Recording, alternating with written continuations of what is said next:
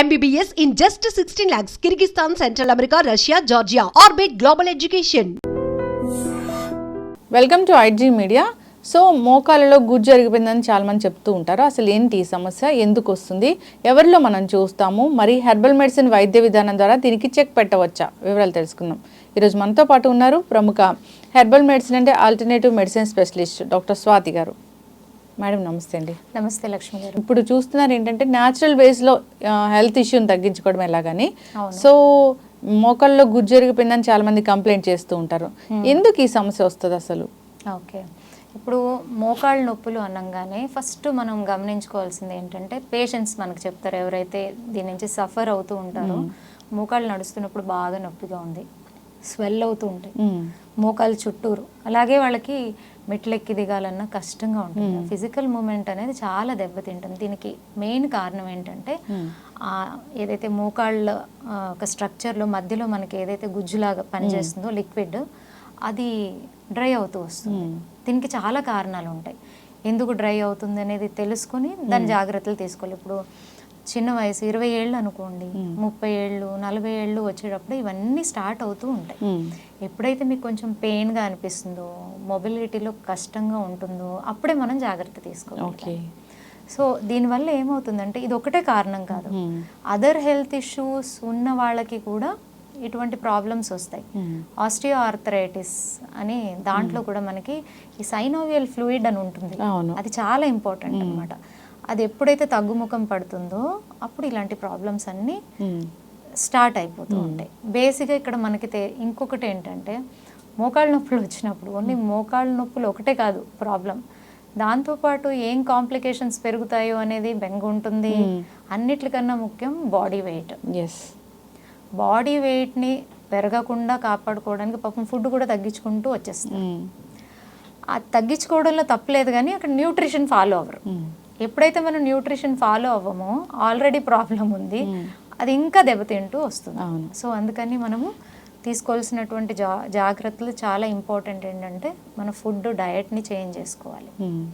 డయట్లో ఎలాగంటే మీకు మోకాళ్ళకి నేను చెప్తానండి, అక్రూట్ ఉంది కదా, అక్రూట్ అయితే అద్భుతంగా పనిచేస్తుంది. ఎవరికైతే ఇప్పుడిప్పుడే మోకాళ్ళ నొప్పి స్టార్ట్ అయింది లేదా 2-3 ఏళ్ళ నుంచి కూడా మోకాళ్ళ నొప్పి ఉంది అనేటటువంటి వారు ఏం చేయాలంటే డైలీ ఒక 5 నుంచి 8 అక్రూట్స్ నైట్ నానబెట్టేసి రాత్రి పొద్దున్నే ఖాళీ పొట్టతో మంచిగా చివ్ చేసి తింటే దాంట్లో ఉన్నటువంటి న్యూట్రిషన్ వాల్యూ ఏం చేస్తుంది అంటే మీ మోకాళ్ళ నొప్పికి సంబంధమైనటువంటి ఇన్ఫ్లమేషన్ని తగ్గిస్తుంది, వాపుని తగ్గిస్తుంది, పెయిన్ని తగ్గిస్తుంది. అలాగే లిక్విడ్ ఏదైతే తగ్గుతుందో దాన్ని మళ్ళీ రీజనరేట్ అయ్యేలాగా చేస్తుంది. ఎప్పుడైతే మీకు ఫ్లూయిడ్ తగ్గుతుందో మళ్ళీ కార్టిలేజ్ కూడా దెబ్బతింటుంది. సో అక్కడి వరకు వెళ్లకుండా మనల్ని కాపాడుకోవచ్చు ఇలాంటి చేంజెస్ చేయడం వల్ల. అందరికీ ముందుగానే కొంచెం సిమ్టమ్స్ కనిపిస్తానే ఫాలో అయితే మంచిది. ఫస్ట్ ఫాలో అయితే వాళ్ళకి కంపల్సరీ 1.5 మంత్ వాళ్ళని ఒక్కరోజు కూడా మానకుండా చేయమనండి, మంచి రిజల్ట్స్ వాళ్ళే చూస్తారు. అరే చెప్పారు కదా 4 రోజులు పాటించి ఇంకా తగ్గలేదు అని అంటే కుదరదు. మనం మినిమం 1.5 మంత్ దాన్ని రెగ్యులర్గా తీసుకుంటూ ఉంటే మన నీలో చేంజెస్ మనమే గమనిస్తాం. అండ్ అందరికీ తెలిసిందే జాయింట్స్ అనేది ఎక్కువ దాని హెల్త్ కాల్షియం మీద డిపెండ్ ఉంటుంది. సో మనం తీసుకునే ఫుడ్స్లో కాల్షియం అనేది మనం చూసుకోవాలి. నువ్వులు, సజ్జలు ఇవన్నీ కాల్షియంలో చాలా రిచ్ అండి. సో అలాంటి ఫుడ్ ఇప్పుడైతే ఒకప్పుడు డాక్టర్ గారు చెప్తేనే తెలుసుకునేటటువంటి రోజులు ఉండేవి. ఇప్పుడు మన చుట్టూరా ఉండేటటువంటి టెక్నాలజీ కాల్షియం దేంట్లో ఎక్కువ ఉంటుందని మీరు జస్ట్ గూగుల్లో కొడితే మీకు ఒక 10-15 ఐటమ్స్ అన్న వస్తాయి.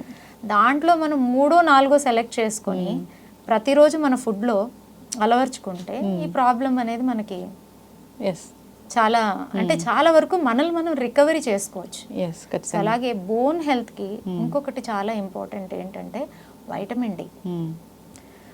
అంటే మనం తినే ఫుడ్స్లో ఏది మీరు మార్పులు చేసుకున్నా కూడా మన బాడీకి కావాల్సినటువంటి వైటమిన్ డి అనేది దొరకడం కష్టం. సో దానికి చేయాల్సింది చాలా ఇంపార్టెంట్ అంటే సన్లైట్. సన్లైట్లో అట్లీస్ట్ మార్నింగ్ మనం 15-20 మినిట్స్ ఆ సన్లైట్ని తీసుకోగలిగితే చాలా చేంజెస్ ఉంటాయి. పర్టికులర్గా ఎవరైనా సరే జాయింట్ ఇష్యూస్, ఒక మోకాళ్ళే కాదండి, ఇప్పుడు దాంట్లో రకరకాలు ఉన్నాయి. రొమటైడ్ ఆర్థరైటిస్ ఉంది, అన్ని జాయింట్స్లోని ప్రాబ్లం ఉంటుంది వాళ్ళకి, ఇన్ఫ్లమేషన్ అయిపోతుంది. అలాగే గౌట్ ఆర్థరైటిస్, యూరిక్ యాసిడ్ పెరిగిపోవడం, ఇవన్నీ జాయింట్ ఇష్యూసే. సో జాయింట్స్కి సంబంధించిన ఏ ఇష్యూ అన్నా ఉండనివ్వండి, వాళ్ళకి ఫస్ట్ కావాల్సింది సన్లైట్. అలాగే మనం ఫుడ్లో కాల్షియం మిల్క్లో కూడా ఎక్కువగా ఉంటుంది కదా, చిన్న చిన్న చేంజెస్ అట్లీస్ట్ మనం డే టు డే మన రొటీన్ని మార్చుకుంటే చాలా వరకు మనకి న్యూట్రిషన్ డెఫిషియన్సీ అసలు మెయిన్ రీజన్ అనేది అన్ని రోగాలకి.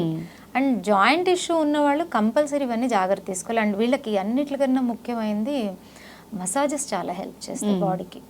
శరీరంలో మనకి ఏంటంటే వాతం అనేది ఎక్కువగా ఉన్నప్పుడు ఈ జాయింట్ ప్రాబ్లమ్స్ అన్నీ వచ్చేస్తూ ఉంటాయి.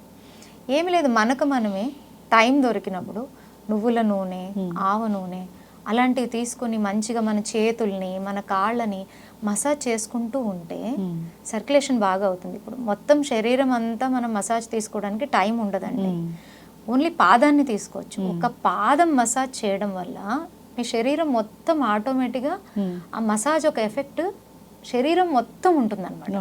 సో ఇది వారంలో ఒక్కరోజు చేసుకోవచ్చు కదా. సో ఇలాంటివి చేయాలి. And physical movement, physical activities అనేది చాలా చాలా ఇంపార్టెంట్. దాంట్లో మీకు చాలామంది జాయింట్ ఇష్యూ ఉన్న వాళ్ళల్లో మనం గమనించేది ఏంటంటే వాళ్ళు ఎక్కువ ఎఫర్ట్ పెట్టి ఏమీ చేయలేరు, ఎక్కువ బరువులు ఎత్తలేరు, ఇవన్నీ చేయలేరు. నేను నడవలేనమ్మా, నేను ఎలా చేయగలను అని అడిగే వాళ్ళు కూడా ఉంటారు. వాళ్ళు కూర్చున్న చోటే చిన్న చిన్న సూక్ష్మ వ్యాయామాలు చేసుకోవచ్చు. సో అలాగే మీకు ఒమేగా రిలేటెడ్ ఫుడ్స్ ఏమైతే ఉంటాయో వాటిని ఎక్కువగా తీసుకోవడం, ఇలాంటివన్నీ చేయడం వల్ల మీకు చాలా వరకు జాయింట్ ఇష్యూస్ నుంచి బయటపడే అవకాశం ఉంది. మీకు ఒక మంచి హోమ్ రెమెడీ చెప్తానండి, చాలా అద్భుతంగా పనిచేస్తుంది. ఇది అందరి ఇంటి దగ్గర ఉండేటటువంటి చెట్టు, పారిజాతం చెట్టు. ఆ పువ్వులు అందరికీ తెలుసు, దాన్ని మనం చేత్తో తీసుకోకూడదు, కింద పడినప్పుడు తీసుకుని అది భగవంతుడికి సమర్పించాలి, అంత పవిత్రమైనది అని. అంటే ముందే వాళ్ళు అనలైజ్ చేశారు దాని ఒక మెడిసినల్ వాల్యూస్, అందుకే దాన్ని పిక్ చేయకూడదు. ఎందుకంటే అది మనం పిక్ చేసినప్పుడు ఏమవుతుందండి, మనల్ని ఎవరైనా పిన్ చేస్తే ఏమవుతుంది, పెయిన్ వస్తుంది. అది పెయిన్నే తీసేటటువంటి ప్లాంట్ కాబట్టి దాన్ని మనము పిక్ చేయకూడదనే ఉద్దేశంతో గురువులు పెట్టినట్టు ఉన్నారు.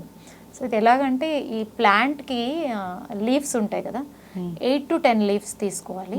తీసుకుని దాన్ని కొంచెం మంచిగా స్మాష్ చేసేసి దానికి ఒక గ్లాస్ ఆఫ్ వాటర్ యాడ్ చేసి దాన్ని మంచిగా బాయిల్ చేయాలి. బాయిల్ చేసేటప్పుడు కొంచెం జింజర్ని యాడ్ చేయడం వల్ల దాని ఒక మెడిసినల్ వాల్యూ ఇంకా పెరుగుతుంది. దాన్ని మనం ఫిల్టర్ చేసుకొని టీ లాగా తాగాలి. నేను చాలామంది పేషెంట్స్కి ఇది రికమెండ్ చేశాను, అద్భుతమైన రిజల్ట్స్ అండి. ఎవరైతే ఇవన్నీ తీసుకుంటూ ఉంటారో వాళ్ళలో బ్యాక్ పెయిన్ రిలీవ్ అవుతుంది, సయాటిక్ పెయిన్ అని ఉంటుంది, మొత్తం నడుము నుంచి కాలు కింద భాగం వరకు లాగుతూ ఉంటుంది, నడవడానికి కష్టపడుతూ ఉంటారు వాళ్ళకి.